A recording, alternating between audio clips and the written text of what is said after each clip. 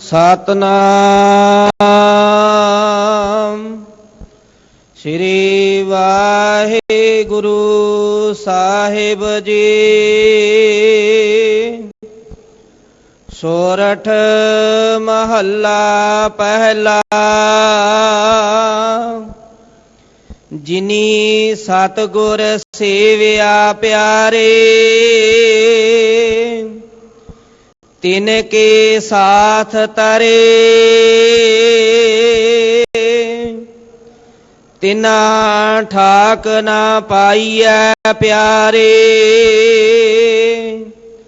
अमृत रसन हरे। बूढ़े पारे पै बिना प्यारे,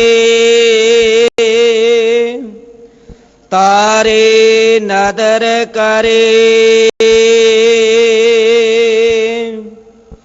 जिनी सतगुर सेविया प्यारे, तिनके साथ तरे। तिना ठाक ना पाइया प्यारे, अमृत रसन हरे। बूढ़े पारे पै बिना प्यारे, तारे नदर करे। पी तू है सालाहना प्यारे, पी तेरी सालाह। विण बोहित पै डुबिया प्यारे, कंदी पाए कहा। पी तू है सालाहना प्यारे, पी तेरी सालाह। विण बोहित पै डुबिया प्यारे, कंदी पाए कहा। रहाओ। वाहिगुरु जी का खालसा, वाहिगुरु जी की फतेह। वाहिगुरु जीओ। एक ओंकार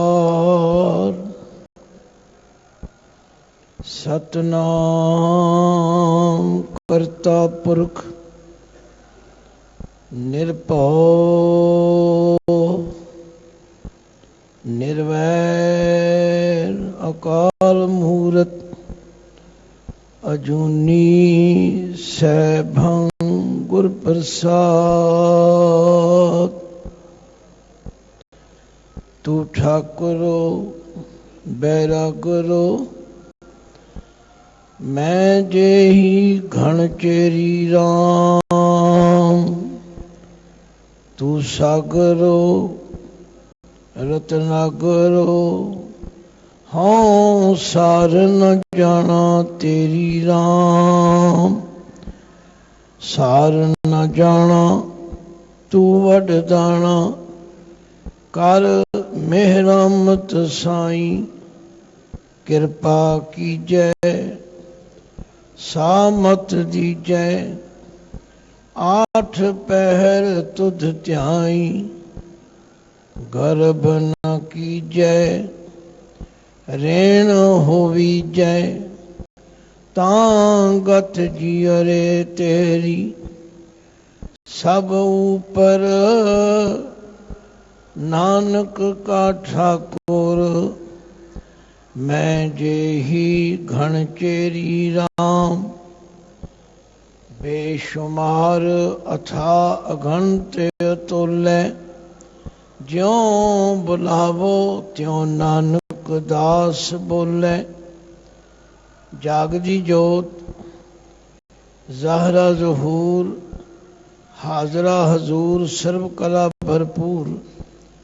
ਚਬਰ ਛਤਰ ਤਖਤ ਦੇ ਮਾਲਕ ਜੁਗੋ ਜੁਗ ਅਟਲ ਸਤਿਗੁਰੂ ਧੰਨ ਧੰਨ ਧੰਨ ਸ੍ਰੀ ਗੁਰੂ ਗ੍ਰੰਥ ਸਾਹਿਬ ਜੀ ਦੀ ਪਾਵਨ ਹਜ਼ੂਰੀ ਅੰਦਰ ਹਾਜ਼ਰੀ ਭਰ ਰਹੀ ਸਾਧ ਸੰਗਤ ਜੀਓ, ਕਿਉਂਕਿ ਇਸ ਮੀਡੀਆ ਰਾਹੀਂ ਦੁਨੀਆ ਦੇ ਕੋਨੇ-ਕੋਨੇ ਵਿੱਚ ਗੁਰੂ ਪਾਤਸ਼ਾਹ ਜੀ ਦਾ ਇਹ ਸੰਦੇਸ਼, ਇਹ ਉਪਦੇਸ਼ ਪਹੁੰਚ ਰਿਹਾ ਹੈ ਔਰ ਬੜੀ ਖੁਸ਼ੀ ਹੁੰਦੀ ਹੈ ਕਿ ਸੰਗਤਾਂ ਆਪਣੇ ਆਪਣੇ ਟਿਕਾਣਿਆਂ ਤੇ ਘਰਾਂ ਵਿੱਚ ਬੈਠ ਕੇ ਮਨ ਜੋੜ ਕੇ ਗੁਰੂ ਕੇ ਸ਼ਬਦ ਨੂੰ ਸੁਣਦੀਆਂ ਨੇ।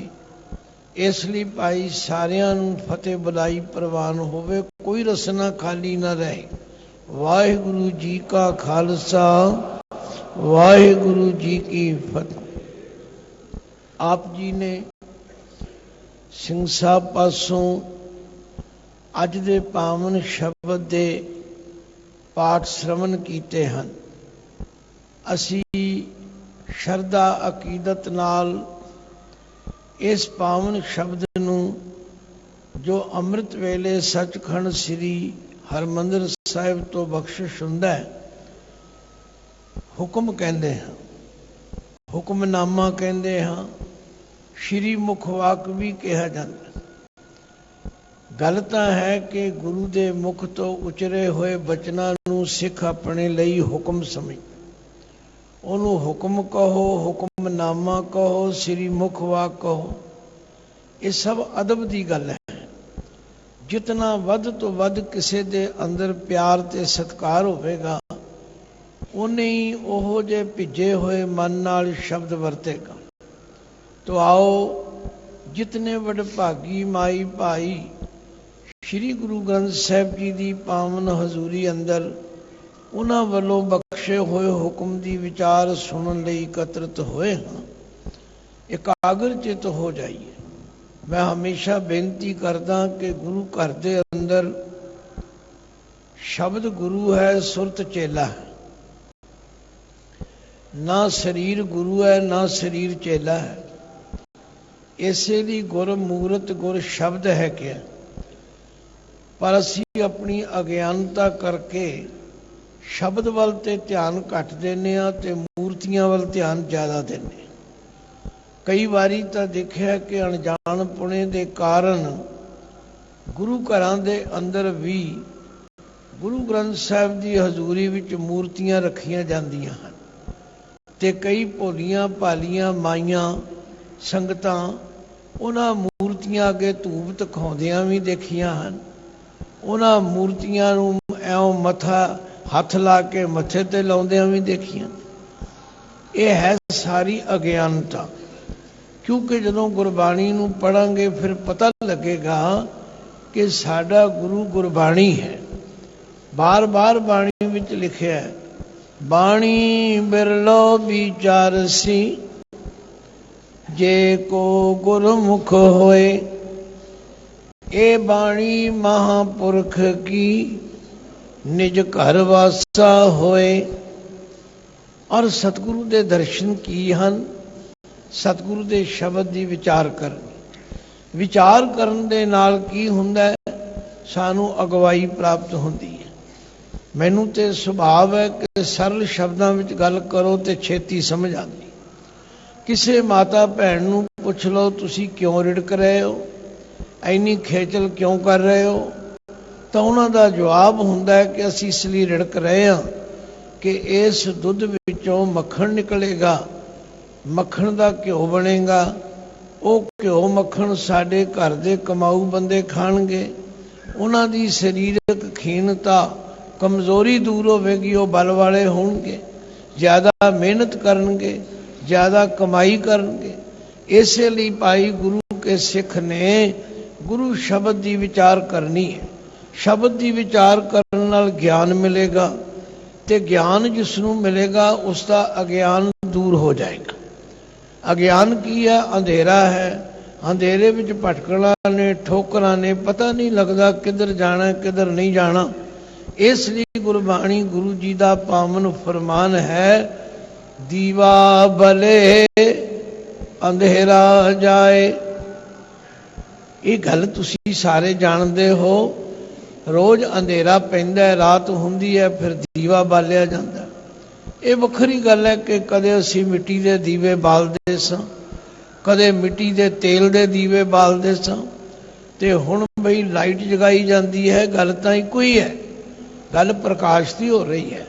तो पातशाह कहते भी जेड़े मनुख चाहुंदे हन कि साडे हिरदे दे अंदरों अज्ञानता का अंधेरा दूर हो जाए, साडे अंदर ज्ञान का प्रकाश हो जाए, उन्होंने शब्द की विचार करनी बड़ी जरूरी है।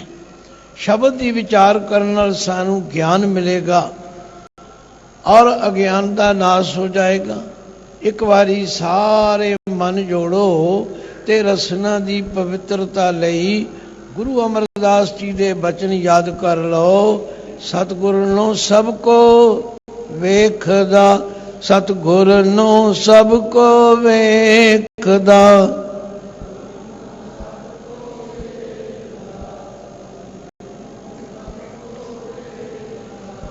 जेता जगत संसार, जेता जगत संसार,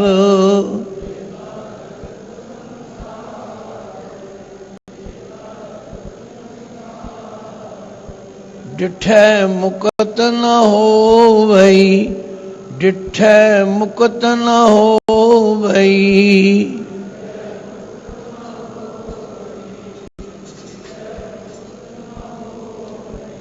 जिचर शब्द न करे विचार, जिचर शब्द न करे विचार, जिचर शब्द न। मैनू ये भी तजर्बा होया कि बहुत सारे प्रेमी अखरां नाल जुड़ जाते। एक सज्जन का फोन आया, जी तुसी आपे कहंदे हो डिठे सच्चे पातशाह मल जन्म जन्म की घटी है, नालियां दे डिठे मुक्त न होवे। मतलब इस तरह की बिरती भी साडे विच बड़ी प्रधान है कि अपने अंदरों अपनी हौमे नहीं छड्डनी और शब्द के भाव नूं समझण दा यतन नहीं करना भी किहड़े कंसैप्ट विच गुरुदेव ने की गल कही है। हुण डिठे शब्द के अर्थ देखना ही है, पर इत्थे किस कंसैप्ट च कहा है बई सिर्फ दर्शन करन नाल मन साडा विकारां तो छुट्टी नहीं पाएगा, साडा मन भैड़े विचारां तो मुक्त नहीं होएगा। जिचर शब्द ना करे विचार, शब्द विचार करन दे नाल सानू एक आत्मक बल मिलता है। शब्द विचार करन दे नाल साडी अगवाई हुंदी है। शब्द विचार करन नाल सानू समझ पैंदी है की करना ते की नहीं करना। तो अज दे पावन हुक्म दे अंदर साहिब गुरु नानक देव सच्चे पातशाह जी ने फरमान किया है, प्यारिओ साडा की करना बनता है। पी तू ऐसा राणा प्यारे, पी तेरी सालाह, विण बोहित भै डूबी है प्यारे, कंधी पाए कहा। पी तू है, हर हालत विच तेरी असी सिर्फ सलाह कर। पी तू है सलाह, हर हालत विच तेरे ही गुण गायन करने ने। ये जिहड़ी सिर्फ सलाह है ना, ये मानो एक बोहित है, जहाज है। जिमें किसी नूं तरना नहीं आउंदा, वो जहाज का आसरा लैके, बेड़ी का आसरा लैके दरिया समुद्र पार कर लैंदा है। इसे तरह गुरु नानक सच्चे पातशाह जी की विचारधारा के मुताबिक जेड़ा उस परमात्मा की सिर्फ सलाह करेगा, वो संसार समुद्र तो तर जाएगा, उन्हों किनारा लभ जाएगा, उन्हों अपने जीवन का निशाना भाव समझ आ जाएगा। ते इस तो बिना सानू अगवाई प्राप्त नहीं होती। अनेकां मनुख संसार विच आउंदे ने, साडे इर्द गिर्द विचरदे ने, उन्होंने पता ही नहीं लगता कि असी की करना है, असी आए काहदे लई हां। तो गुरुदेव ने रहाओ की पंक्ति विच जीवन का मकसद दसे। जदों मैं आनंद साहब का पाठ करदा, गुरु अमरदास पातशाह फरमांदे ने ਲੋਕ ਕਹਿੰਦੇ ਨੇ ਨਾਮ ਕਿਵੇਂ ਮਨ ਵਿੱਚ ਵਸੇ, ਨਾਮ ਨੂੰ ਕਿਵੇਂ ਸਿਮਰੀਏ। ਗੁਰਦੇਵ ਨੇ ਕਿਹਾ ਸਦਾ ਸਿਫਤ ਸਲਾਹ ਤੇਰੀ, ਸਦਾ ਸਿਫਤ ਸਲਾਹ ਤੇਰੀ, ਨਾਮ ਮਨ ਵਸਾਵੇ। ਸਦਾ ਦਾ ਮਤਲਬ ਹੈ ਹਮੇਸ਼ਾ, ਉੱਠਦਿਆਂ ਬਹਿੰਦਿਆਂ ਤੁਰਦਿਆਂ ਫਿਰਦਿਆਂ ਵਾਹਿਗੁਰੂ ਦੀ ਸਿਫਤ ਸਲਾਹ ਕਰਨ ਦੇ ਨਾਲ ਮਨ ਵਿੱਚ ਨਾਮ ਵਸ ਜਾਂਦਾ, ਤੇ ਨਾਮ ਆ ਜਾਏ ਤੇ ਨਾਮੀ ਨਾਲ ਮੇਲ ਹੋ ਜਾਂਦਾ। ਤਥਾ ਗੁਣ ਕਹਿ ਗੁਣੀ ਸਮਾਵਣਿਆ, ਉਹਦੇ ਗੁਣਾਂ ਨੂੰ ਗਾਇਨ ਕਰਨ ਨਾਲ ਜਿਹੜਾ ਗੁਣਾਂ ਦਾ ਮਾਲਕ ਹੈ ਉਹਦੇ ਵਿੱਚ ਇੱਕ ਮਿਕ ਹੋ ਜਾਈਦਾ। ਅਸੀਂ ਤੁਰ ਪੈਂਦੇ ਹਾਂ ਅੰਤ ਪਾਉਣ ਵਾਲੇ ਪਾਸੇ। ਕੱਲ ਬੱਚਾ ਪਾਠ ਸੁਣਾ ਰਿਹਾ ਸੀ ਜਪਜੀ ਸਾਹਿਬ ਦਾ, ਤੇ ਉਹਦੇ ਵਿੱਚ ਪੰਕਤੀਆਂ ਆਈਆਂ, ਸਮੁੰਦ ਸ਼ਾਹ ਸੁਲਤਾਨ ਗਿਰਹਾ ਸੇਤੀ ਮਾਲ ਧਨ, ਕੀੜੀ ਤੁਲ ਨਾ ਹੋਵਨੀ ਜੇ ਤਿਸ ਮਨੋ ਨ ਵਿਸਰੇ।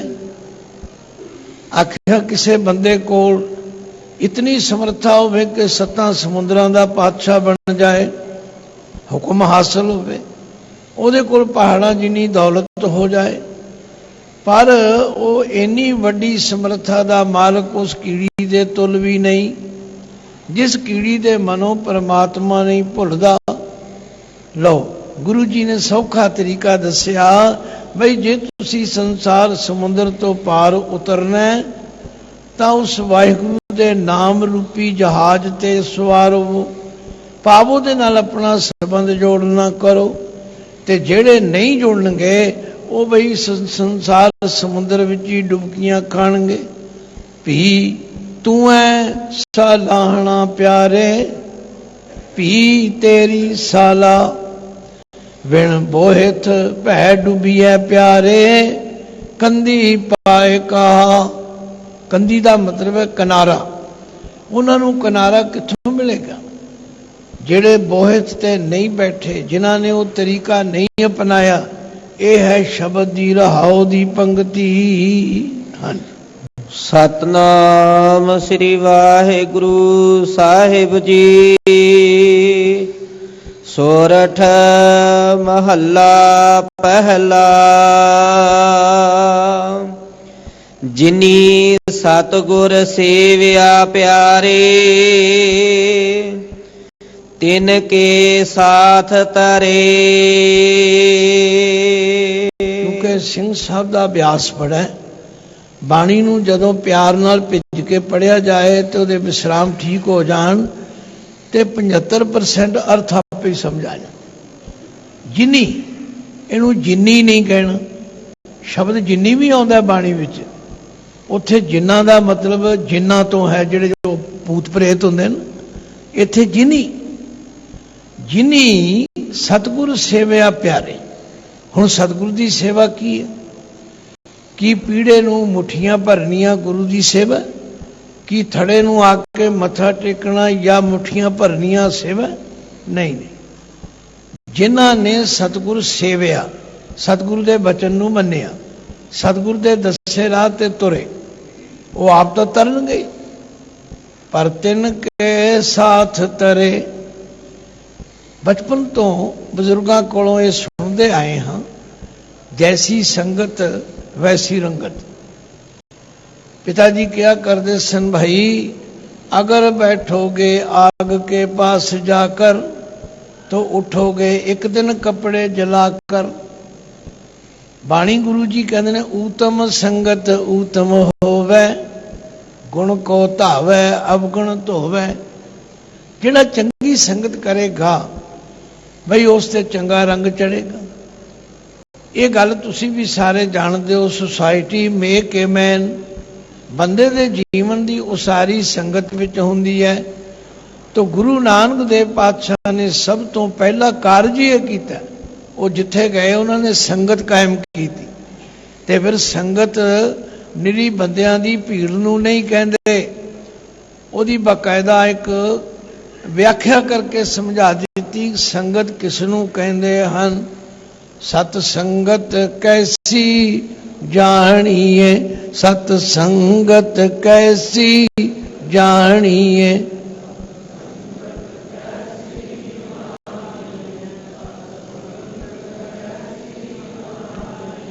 जिथे को नाम वखाणिए, जिथे को नाम वखाणिए,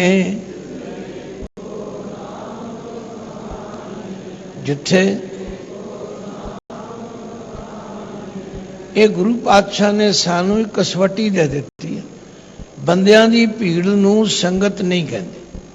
ਸੰਗਤ ਉਹ ਹੈ ਜੋ ਸਤ ਸੰਗਤ ਕਰਦੀ। ਸੰਗਤ ਉਹ ਹੈ ਜਿਹੜੀ ਗੁਰੂ ਕੇ ਸ਼ਬਦ ਦੇ ਵਿਚਾਰ ਨਾਲ ਜੁੜਦੀ ਹੈ। ਤੇ ਗੁਰੂ ਨਾਨਕ ਪਾਤਸ਼ਾਹ ਫਰਮਾਉਂਦੇ ਨੇ, ਜਿਨੀ ਸਤਿਗੁਰ ਸੇਵਿਆ ਪਿਆਰੇ, ਤਿਨ ਕੇ ਸਾਥ ਤਰੇ।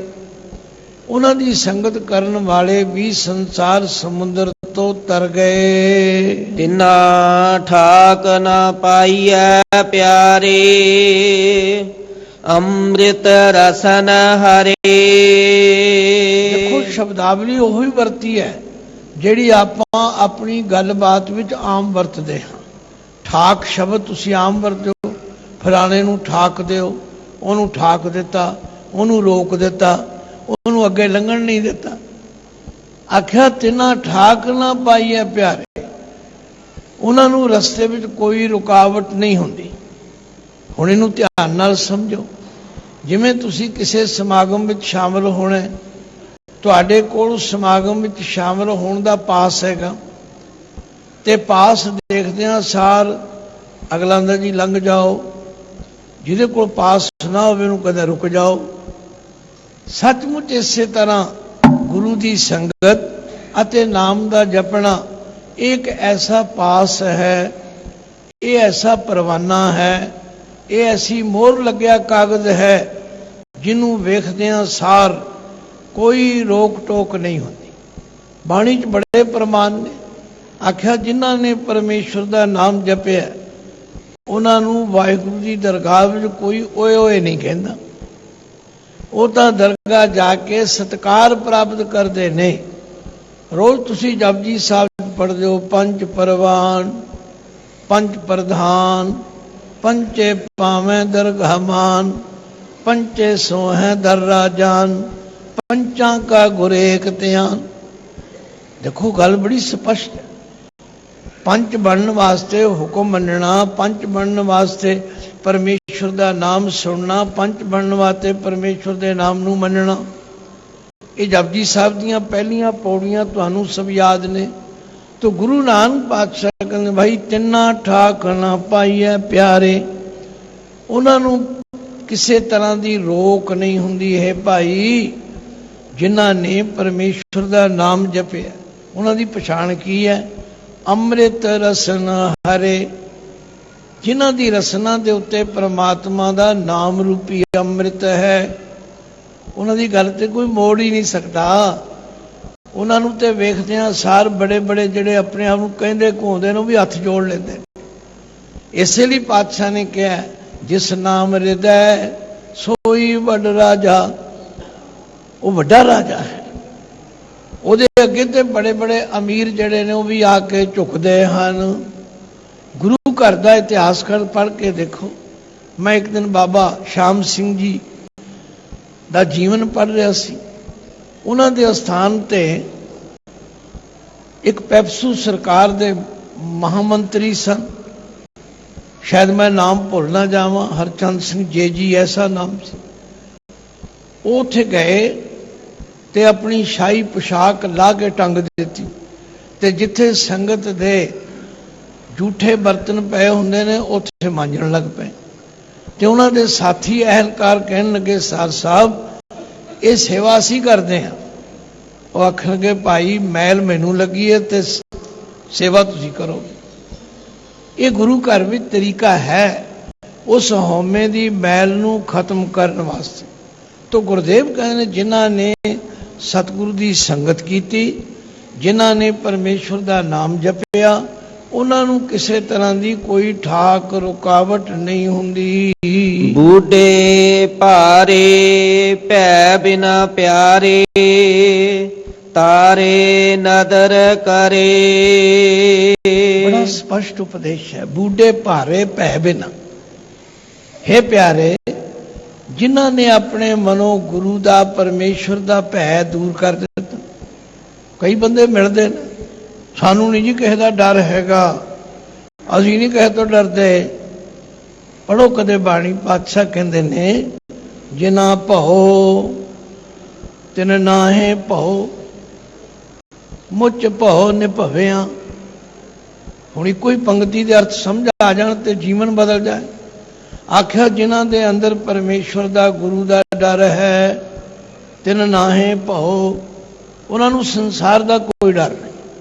ਮੁੱਚ ਭਉ ਨਿਭਵਿਆ, ਜਿਹੜੇ ਕਹਿੰਦੇ ਅਸੀਂ ਕਿਸੇ ਤੋਂ ਡਰਦੇ ਹੀ ਨਹੀਂ, ਉਹਨਾਂ ਨੂੰ ਬਹੁਤ ਵੱਡਾ ਡਰ ਹੈ, ਕਿਉਂਕਿ ਉਹ ਭੈੜੇ ਕੰਮ ਕਰਨ ਤੋਂ ਝਿਜਕਦੇ ਨਹੀਂ। ਤੇ ਜਦੋਂ ਭੈੜੇ ਕੰਮ ਕਰਨਗੇ ਫਿਰ ਤੇ ਭਾਈ ਉਹਨਾਂ ਨੂੰ ਪੁਲਿਸ ਨੇ ਵੀ ਆਵਾਜ਼ ਮਾਰ ਲੈਣੀ ਹੈ, ਫਿਰ ਦੂਜਿਆਂ ਨੇ ਵੀ ਨਫ਼ਰਤ ਕਰਨੀ ਹੈ। ਲਓ, ਇੱਕ ਪੰਕਤੀ ਹੀ ਜੀਵਨ ਨੂੰ ਸਵਾਰ ਦਿੰਦੀ। ਫਿਰ ਮਹਾਰਾਜ ਕਹਿੰਦੇ ਡੱਡਾ ਡਰ ਉਪਜੈ ਡਰ ਜਾਈ, ਨਿਡਰ ਹੁਆ ਡਰ ਰਿਹਾ ਸਮਾਈ।